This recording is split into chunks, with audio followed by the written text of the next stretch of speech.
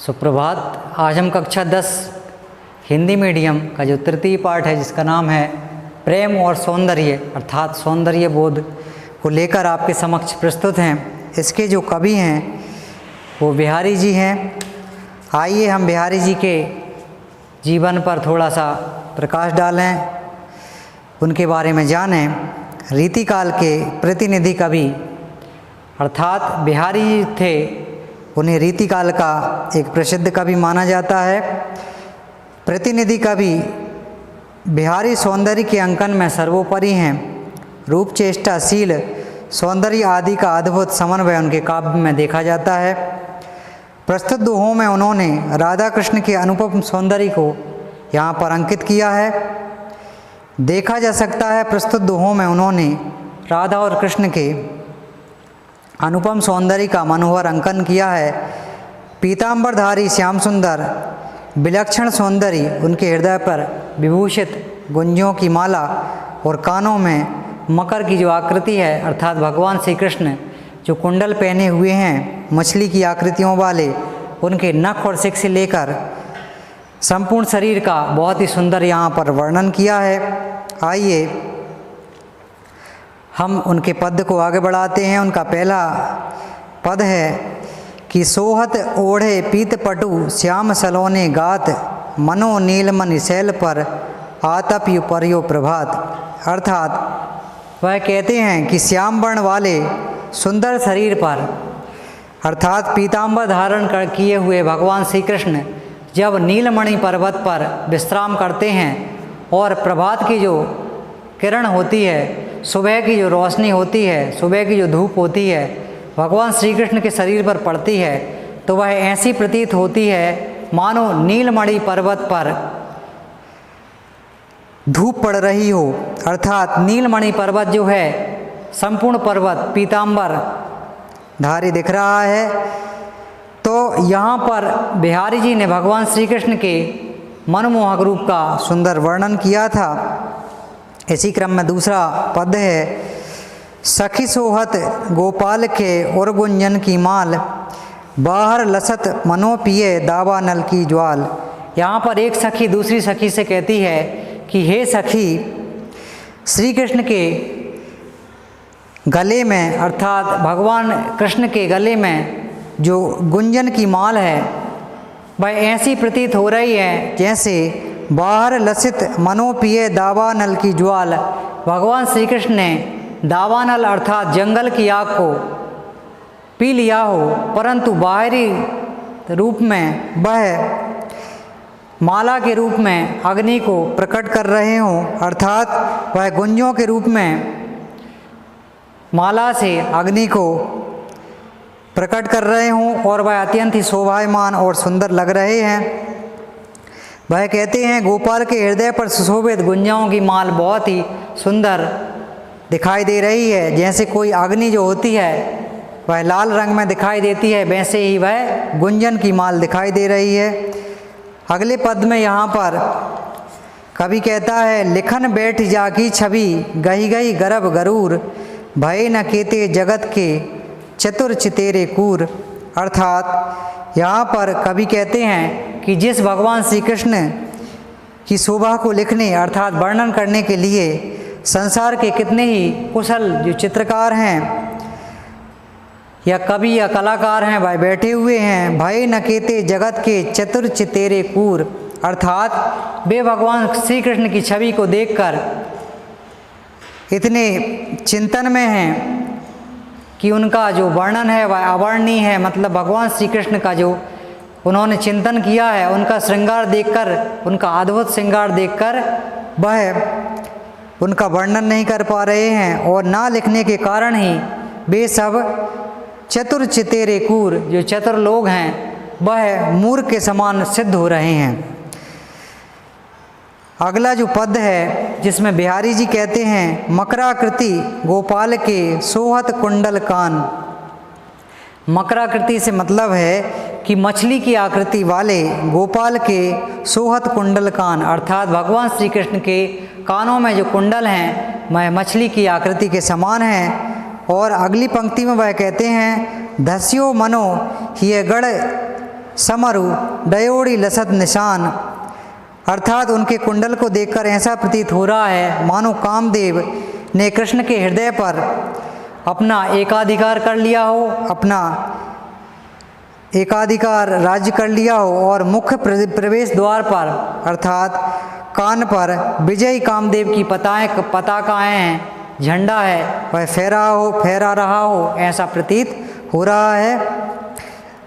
इसी क्रम में 5वां यहाँ पे पद है बिहारी जी का, वह कहते हैं नीको लसत लिलार पर टीको जरित जराए, छवि बढ़ावत रवि मनो शशि मंडल में आए, अर्थात भगवान श्री कृष्ण के माथे पर रत्नों से जड़ा टीका ऐसा सुशोभित हो रहा है, ऐसा शोभायमान हो रहा है कि मानो सूर्य के बीच चंद्रमंडल में जो है वह सूर्य बीच में आ गया हो और अपने प्रकाश से उस मंडल को प्रकाश कर रहा हो, अर्थात उसका सौंदर्य बढ़ा रहा हो, ऐसा यहाँ पर प्रतीत हो रहा है। अगली पंक्ति में वह कहते हैं झीने पट में झिलमिली झलकती ओप अपार, सुतरुकी मनुसिधु में लसती सपल्लव डार, अर्थात यहाँ पर झीने पट अर्थात बारीक पट मतलब वस्त्रों में झिलमिली मतलब जो बारीक अंग वस्त्र पहने हुए हैं, नायिका उसके अंगों की यहाँ पर तुलना कर रहे हैं। बिहारी जी कहते हैं कि बारीक वस्त्रों से चमत्कृत मतलब जो बारीक वस्त्र हैं उससे सुशोभित नायिका झलकती ओप अपार, नायिका के अंगों की असीम आवाएं ऐसी लग रही है, कैसी लग रही है जैसे सुर तरु की मनु सिंधु में लसती सपल्लव डार, अर्थात सुर तरु की मतलब वृक्ष मानो देव वृक्ष जो है कल्पतरु जो है कोई डाली पत्तों सहित समुद्र में डुबा रहा हो, अर्थात समुद्र में वह खड़ा हो, ऐसा सुशोभित हो रहा है। अगली पंक्ति में बिहारी जी कहते हैं त्यों त्यों प्यासे ही रहत ज्यों ज्यों पियत अघाई, सगुन सले ने रूप की जुन चख तृषा बुझाई, अर्थात वह कहते हैं सगुण भक्ति जो होती है भगवान श्री कृष्ण की सगुण भक्ति में जो व्यक्ति खो जाता है, अर्थात भगवान श्री कृष्ण की भक्ति में जो व्यक्ति लीन हो जाता है, वह कृष्ण के सुंदर स्वरूप का दर्शन करके इन आँखों की प्यास बुझती है। त्यों त्यों प्यासे रहत ज्यों ज्यों पियत अघाई, जैसे जैसे वह रूप के सौंदर्य छक्कर पान करते हैं वैसे वैसे ही वह प्यासे रह जाते हैं, अर्थात भगवान श्री कृष्ण के रूप के सौंदर्य का जैसे जैसे वह चिंतन करते हैं उनके रूप से वह मोहित होकर व्यक्ति की वैसी ही दशा होती है जैसा कोई प्यासा व्यक्ति रहता है, उसे थोड़ा सा जल पिला दो परंतु थोड़े से जल पीने पर उसकी प्यास निरंतर बढ़ती जाती है। ऐसे यहाँ पर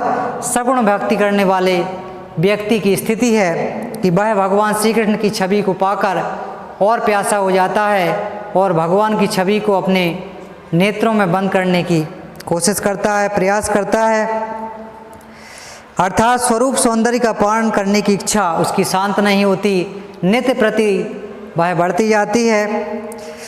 इसी क्रम में अगली पंक्ति है, यहाँ पर बिहारी जी कहते हैं तो पर बारो उर्वशी सुनि राधिके सुजान, तू मोहन की उर्वशी है उर्वशी समान, अर्थात यहाँ पर बिहारी जी जो है राधा जी के रूप का सौंदर्य का वर्णन कर रहे हैं। वह कहते हैं हे चतुर राधा तुम पर मैं उर्वशी माला निछावर करता हूँ, सुन तू अपने रूप सौंदर्य आदि के कारण, अर्थात वह उनके रूप का सौंदर्य का गुणगान करते हैं। वह कहते हैं उर्वशी मतलब अप्सरा, इंद्र की जो अप्सरा है उसका नाम उर्वशी है। उर्वशी अप्सरा के समान मनमोहन श्री कृष्ण के हृदय में बस गई है। कौन बस गई है?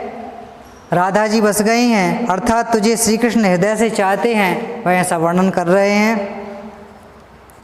अगली पंक्ति है इसी क्रम में, वह कहते हैं फिरी फिरी चित उठ फिरी फिरी चित उत ही रहूँ, टूटी लाज की लाभ अंग अंग छवि झोर में भयो भोर की नाव, अर्थात यहाँ पर भगवान श्री कृष्ण के अंगों का सौंदर्य का वर्णन करते हैं, अंगों की सौंदर्य की बहुत ही सुंदर व्याख्या कर रहे हैं। वह कहते हैं श्री कृष्ण के रूप सौंदर्य से प्रभावित नायिका कहती है कि मेरा मन बार बार श्री कृष्ण की ओर लगा रहता है। मेरी लज्जा के बंधन की रस्सी टूट गई है, अर्थात मैं लज्जा का निर्वाह भी नहीं कर पा रही हूँ। और वह कहती हैं अंग अंग छवि झोर में भयो भोर की नाव, अर्थात मैं लज्जा का निर्वाह नहीं कर पा रही हूँ। श्री कृष्ण के प्रत्येक अंग सौंदर्य के सामूहिक प्रभाव में मेरा मन भंवर में फंसने वाली नाव हो गया है। जैसे नाव जो होती है वह भंवर में फंस जाती है, बीच समुद्र में आकर फंस जाती है, ऐसे ही राधा जी जो हैं भगवान श्री कृष्ण के रूप सौंदर्य में इतनी मोहित हो गई हैं कि वह भक्ति में लीन होकर उनका वर्णन नहीं कर पा रही हैं। जैसे समुद्र में बीच में नाव फंस जाती है, ऐसे ही स्थिति यहाँ पर राधिका जी की है। अगली पंक्ति में कवि कहते हैं जहाँ जहाँ ठाड़ो लख्यो श्याम सुबग सिरमोर, उनहु बिन छिन गति रहूँ रहतु दुगनु अजो बह ठोर, अर्थात नायिका कहती है, यहाँ पर नायिका व्याख्या कर रही है। क्या व्याख्या कर रही है? नायिका कहती है मैंने सर्वाधिक और सौंदर्यशाली श्याम सुंदर को जहाँ जहाँ खड़े हुए देखा था, वे उस स्थान के बिना आज भी मेरे नेत्रों में हर पल विद्वान रहते हैं, अर्थात हर पल मेरे सामने वह खड़े रहते हैं। अर्थात बार बार नायिका जो है भगवान श्री कृष्ण की छवि को भूल नहीं पा रही है, उनको याद करती रहती है। तो यहाँ पर नायिका भगवान श्री कृष्ण की छवि को, उनके सुंदर रूप को बार बार याद कर रही है और उनकी भक्ति में खो जाती है। तो आज हमारा जो पाठ था जिसका नाम था प्रेम और सौंदर्य, यहाँ पर बिहारी जी ने बहुत ही सुंदर वर्णन किया था भगवान श्री कृष्ण और राधिका जी के शरीर और अंगों की बहुत ही सुंदर व्याख्या की थी। आशा करता हूँ आपको ये पाठ समझ में आया होगा। धन्यवाद।